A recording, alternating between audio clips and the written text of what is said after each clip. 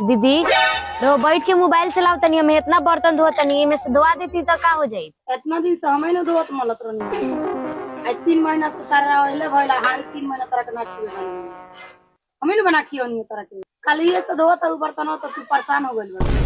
तारा मर्दू के इतना दिन से बना खियावत रहनी त हम ना परेशान रहनी।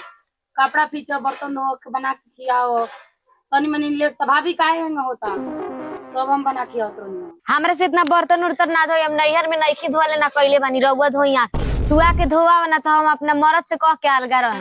जब तारा अलगा रहे के बा त हमरा से का कहतड़ू दुआर पर दुनु भाई बैठल बालो चल के ओइलो से कह ठीक बा, हमरा से इतना बर्तन उर्तन ना धोई, चलो हम कहे मल के रह के चलो चलो चलो चलो। बाबू तारा शादी के 3 महीना हो गई, अब पैसा कौड़ी नहीं कमात के लगा चली। हम अलगा रहे। अलगा रहे? हाँ। काहे अलगा रहे? हम बर्तन धोत रहनी, ये जी मोबाइल देखत ले, ई ना कहलिए कि बर्तनवा धोवा दी, हम एक में ना रहे, हम अलगे रहे। दिन भर खाता रही सूझ जाता रही, एको काम धाम नहीं करत, हम काम धाम ना करे, हम अलगे रहे, हमरा के अलगे रखी। कब हो जे हमर सारा मेहरारू काम करती है, तू दिन भर बैठल रहत मोबाइल चलावत रह, तेरा काम ना करेला। 3 महीना से आखिर ऑयली है तो हमें न बना के खियावत रहनी। कब कार कोइली है 3 महीना के बीच में खाली हाड़ी छुआंगी एक दिन बर्तन धो देला बड़ी तब ढेर काम कर देला बड़ी। हो कहा अपना मेहरारू के समझाओ के जगह हमारा मेहरारू के डांटे तरह एक दिन काम कोइलो से ओतरे में हार गई। 3 महीने से हमारे मेहरारू बना के खियावती है तो हर में ना कइले, एक दिन के काम में ही हार गई। देखा हमरा मेहरारू से काम धाम होई ना, उ भी अनाजू के ओकरा से काम धाम ना होई, नैहर में त बर्तन उर्तन नहीं धोले, हम ओकरा से काम ना कराम। तारा मेहरारू हमरा मेहरारू के साथे बैठ के खाना बनाइयन, रोटी बनाइयन, सब कुछ करियन तो करी ना ताल गरम का मेहरारू। हां बताओ यही खतरा तर शादी ब्याह करोनी। हां तो शादी ब्याह करा दल तो कौन हेती करा दल, उपकार कइले बड़ काम ना ऊपर फिर बोलबो तो देख लिया मारा मारी हो जाए दोनों भाई में। हम के ना रहन तो जमीन बंटवारा करे बा तू बांट दो एक में ना काहेंगा बोलता ना जोन घर बैठे ना ओकर हम मोला रहा तू चुपचाप रह, हम के तुम्हें फरियाद नहीं सब बोलबो तो देख लिया बेचा हो जाए। ई बताइए इतना दिन से बना के खियाई 3 महीना बना के उनका के खियाइबो कनी इतना दिन से राउर पिचनी कचरनी आ कितना पानी भा में बुलावेनी मेहरा रहता तो हम अलगा रहे। हां तो हम अलगा रहे, हम ना घर में नाम दिकराम सा आ सुना एक दिन बर्तन धोली इतना में हार गइली का हमर मेहरारू काम ना करी, हम ना करम का ना करे हम अपना मेहरारू के लेके अलगा रहे। ये बात के हम जलर की तना बनावल खियोलर की रहो के ना खिचला कचर के कल बना खियो के कल हो तार बना खियोलू काय बना खियोलू नो तो करती काम करवाई ठीक है। सुना मारा मारी हो जाए बताता कुछ कुछ मारा मारी चुपचाप रह, तार से नहीं बतिया। हां ना का घर में हम रहा ना जी रोइन का पूरा घर में रहियन ना तू पुरान कमरा हम ना कमरा तू हे जरा हमनी के नाव का काय खाती बनवा ले बनिएगा सुना हम नाव का में सुना माई बाप मर गइल वालो फिर ई ना होगो कि दोनों भाई मारा मारा कोलल पड़ता।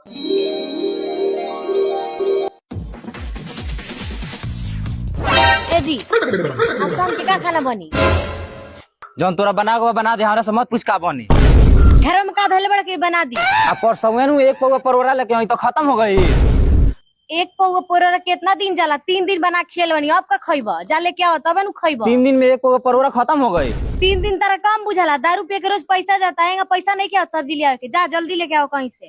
हाले पैसा कौड़ी ना के हम किन के लिया नहीं के चाहे बा खोज के कहीं से जा लिया नहीं के कुछ बना के हम तो कालिया के घड़ी रहुआ घड़ी बेच बाच के हम क्यों दारू पी लेबे, हमले पैसा नहीं खे तोरा दे ना ये दे बेच के दारू पिया जाए। नहीं दो ने ई काहे के बेच।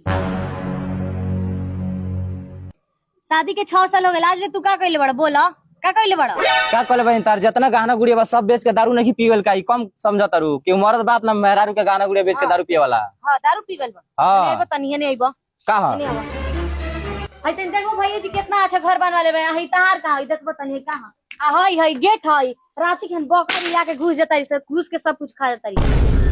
शादी के बाद आजले तार सुख जानले बानी, खाली नाम के मरद बड़ा काम के ना। ए जे देख बहई बड़का भैया दीदी जी के कितना सुख चैन से रहता नी लो दोनों आदमी, आ तू बड़ा जी खाली दारू पियो तारे। जा आज खेत में काम को के पैसा कमा के ले खाना बनी, जा जल्दी जा। ए जल्दी जल्दी भर ओ दुकान रखा दुबा मुंह कोवच निहारता रह। ए बाबा का हो हमरो के काम मिली? हां मिली कहना तो कर पे ए लेबर हो के मिस्त्री लेबर 300 रुपया मिली। अब ठीक बा चलो आई उठावा ले ली। हम उठाई। हां उठा के ले चलो। सुना ना हां तू मिस्त्री हो गेले लेबर है हम लेबर होगा। हां तू काम कर दे, तारा के शाम के एक पौवा दारू दे दे। सारा बस के काम नहीं खे जा भाग। साला जिंदगी में इतना टेंशन में मेहरारून के चलते जातनी फांसी लगा के मुंह में ए हई रस्सी कहाँ? हम जातनी फांसी लगा के मुंह में तोरा से हमरा कम टेंशन बाटे तोरे जैसे मेहरारू रही तो हम मुंह में ना हट। दीदी जी देखे हम फांसी लगा गइल बानी। कहाँ हो? चलन जी। चलो चलो चलो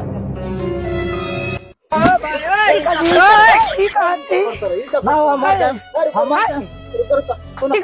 मर जाए बड़ी परेशान कर ले हमरा के परेशान हर चीज एकरा के लिया के देता नहीं तब हमरे से कहते काम करके तू जानत हमरे से काम ना होला हम मर जाए ये काम एकरे चलते हम तारे साल का बनी ना हम तारे साल का ना भरन तो हई फसरी लगई को। हां है छोड़ी सुनो चलो होने होने चलो ना हम मुंह ना चलो ना हम मर जाए चलो चलो ये पूरी काम कर देला। मेहरारू के कहला पर बुरबा कई करत रहनी है। ठीक बा के काम में बैठा गए बेटा बैठाई हां बेना का भइल। तू बताओ मेहरारू के चलते तू जात रह फांसी लगावे।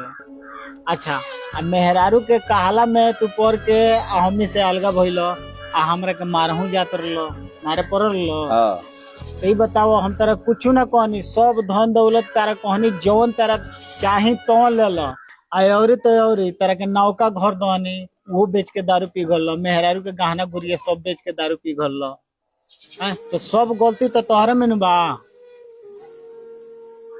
एगो काम कर बाबू अभी कुछ बिगड़ल नहीं है तू हमरा में रह आ हम जितना तारा खर्चा लगे हम सब दे आज ले तरह के हम छोड़ले नहीं की या ना छोड़े अभी भी समय बाद तू हमरा में रह आ कोनो बात के कोनो प्रकार के तरह दिक्कत ना होई हमरा लगे पैसा बाटे तरह के हम जिंदगी भर खिया ले आ जिंदगी भर तू हमरा लगे सुख से रहब। हमरा घरे नौकर चाकर बाड़ा सो तारा मेहरारू के खाना ना बनावे पड़ी। ठीक बा हम खाना बना लेम।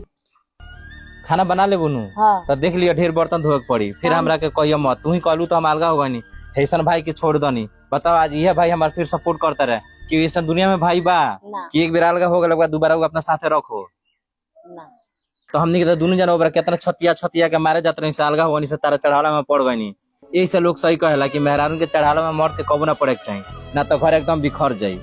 तार बात ना मान रहती तो आज हमने के भाई एक साथ रहती तार बात मान के जितना घर दुआर वाला सब बेचा गई। बताओ अच्छा ठीक बा गलती भइल बा तो माफी मांग लेबे। ठीक बा भाई हमरा के माफ कर दो आज के बाद कोनो गलती ना। चलो कोनो बात ना हम कोनो तरह से नाराज नहीं की। ठीक बा भाभी हमरा के माफ कर दो हमनी से बहुत बड़ा गलती भइल बाटे। ठीक बा हम माफ कर दहनी भैया और खियाए बा खाए बा तू हम संग रह खिसियाल नहीं खुनू ना हम नहीं किसी दीदी रहू हमरा के माफ कर दी।